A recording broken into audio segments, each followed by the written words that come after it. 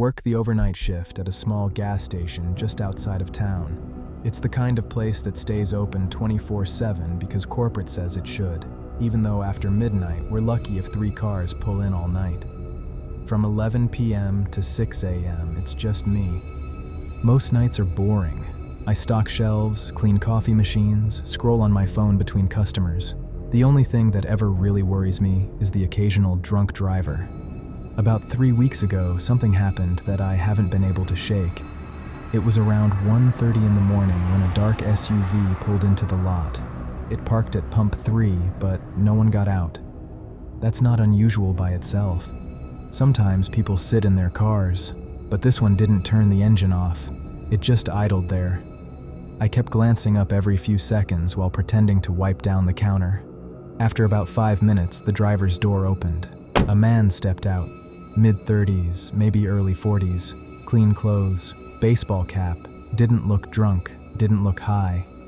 He didn't start pumping gas. Instead, he walked straight toward the store. When he came inside, he didn't grab anything, didn't look at the shelves. He just stood near the front, hands in his pockets. I gave him the usual, "Hey, how's it going?"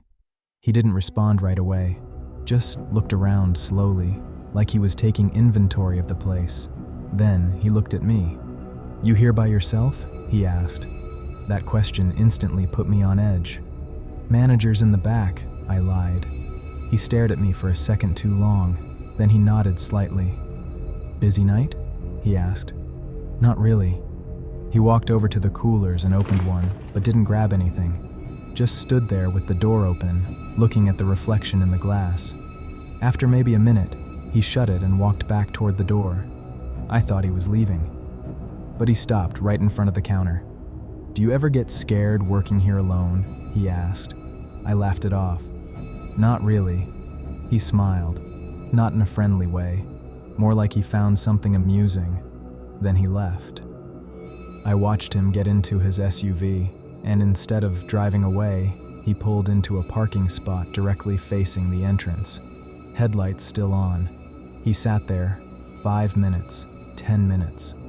I told myself maybe he was on the phone, maybe waiting for someone. But then I realized something. His headlights weren't pointed at the door. They were angled slightly to the right at the side of the building, where the employees exit, the one with no camera. That's when my stomach dropped. I checked the clock. 1:52 a.m. He hadn't pumped gas, hadn't bought anything. He was just sitting there. I picked up the store phone and pretended to dial. As soon as I did, his headlights shut off.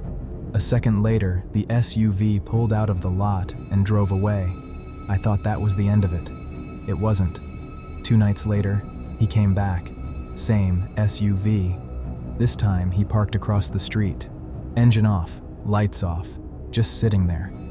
I only noticed because the reflection of his windshield caught the streetlight. He didn't come inside.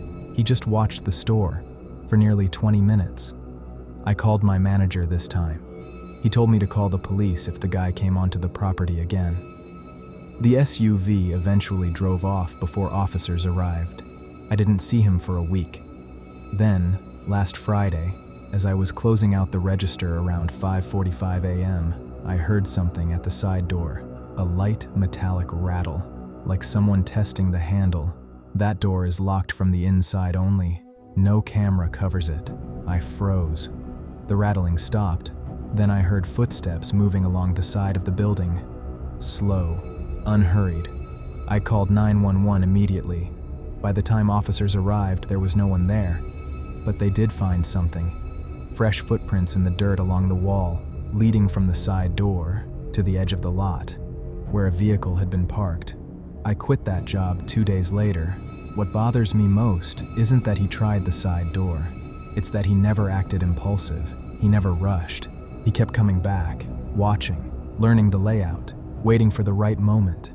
And if I hadn't lied about someone being in the back that first night, I don't know how that would have ended. Someone made a copy of our employee key, and then they put it back. I didn't notice the extra set of keys until the 3rd week. They were hanging on the hook in the back office with the rest of ours. Same store logo tag, same color plastic cover, same worn metal edges. The problem is, there are only 2 employee keys, mine and my manager's. I held the third one in my hand for a full minute, trying to convince myself I was miscounting. But I open that cabinet every single night. I know what hangs there, and that key wasn't there before. The gas station is small, 1 front entrance, 1 employee door in the back hallway, both dead-bolted overnight. From midnight to 6, it's just me inside. Nobody is supposed to have a copy of that backdoor key except management. I texted my manager a picture of it. He replied almost immediately, "That's not ours." That's when I checked the cameras. The footage from earlier that night showed something I still think about. At 1:18 a.m., while I was in the walk-in cooler grabbing milk, the front door chimed. But no one came to the counter. No one walked past the register.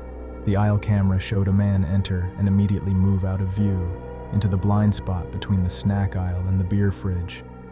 He stayed there for nearly 4 minutes, not shopping, not pacing, just standing, waiting. Then he walked calmly toward the back hallway, toward the employee door. The camera angle doesn't show the keypad clearly, but it shows his arm moving, like he was unlocking something. He stepped into the hallway, out of camera view. 30 seconds later, he walked back out, then left through the front door. He never came to the counter, never bought anything, never looked around nervously, just calm, deliberate. I rewound the footage 3 times. When he entered the hallway, there was no key hanging on the hook. When he left, there was. He had made a copy and returned it. That means, at some point before that night, he had access to the original key long enough to duplicate it, which means he'd been inside before, not as a customer, but long enough to get that key. Police told us it was probably someone who used to work there. Corporate changed the locks, new keys issued, problem solved. Except 2 weeks later, I was closing up around 5:40 a.m. when I heard the faintest sound behind me, the metallic click of a deadbolt turning from the back hallway. I froze, because I was the only one scheduled that morning. I slowly walked toward the hallway. The employee door was closed, deadbolt locked, but the handle was still vibrating slightly, like someone had just tried it. Police never found anyone, but here's the part that bothers me most. The extra key was returned. He didn't keep it. He just wanted to know he could get in. I work at a gas station in the backwoods of Tennessee, and most nights are so quiet it feels like the world forgot we're here. The station sits on what used to be the main road through town. Then about 10 years ago, they built a new freeway, and overnight, this stretch turned into a ghost strip. Businesses closed, signs faded, windows boarded up. Now it's just our station and a handful of abandoned buildings that local drifters and addicts drift in and out of. I'm 18 and I work the night shift alone. Usually, I don't mind it. As long as I finish my tasks, no one checks in on me. Most nights, I just sit behind the counter scrolling on my phone while the occasional car passes through. Last night, I clocked in at 8 p.m. and the place was completely dead. By 11, I had about an hour left and figured I should at least pretend to be productive. We were almost out of barbecue chips, which meant I had to go down to storage. For some reason, the owner keeps everything in the basement. I've never liked that basement. It's not just dark, it feels wrong. The air down there is thick and still, like it doesn't belong to the rest of the building. I made it halfway down the steps when something crashed on the far side of the room. Then I heard footsteps. Not running, not stumbling, just steady steps coming toward me. I didn't wait to see who it was. I sprinted back up the stairs, slammed the basement door shut, and locked it. My hands were shaking so badly I almost dropped the key. I ran behind the counter and pulled up the security cameras. When I switched to the basement feed, my stomach dropped. There was a man standing in the middle of the room, staring straight up into the camera. Smiling, not confused, not angry, just smiling, calmly. His eyes looked unhinged, but he didn't look like the usual junkies around here. He was clean-shaven, wearing jeans and a button-up shirt. If he'd walked in through the front door, I wouldn't have thought twice about him. But he wasn't upstairs. He was in the basement, and he was smiling like he knew I was watching. It shook me in a way I can't explain. I called the store owner. At first he was irritated I'd woken him up, but when he heard how panicked I sounded, his tone changed. He told me to lock the front doors and make sure the guy didn't leave. He'd be there in 15 minutes. I asked if I should call the police. He told me to wait. So I locked the entrance and went back to the monitor. The man hadn't moved. For nearly 3 minutes, he just stood there staring into the camera, smiling. Then he stepped out of frame. My boss arrived not long after, carrying a shotgun. We went down to the basement together. There was no one there.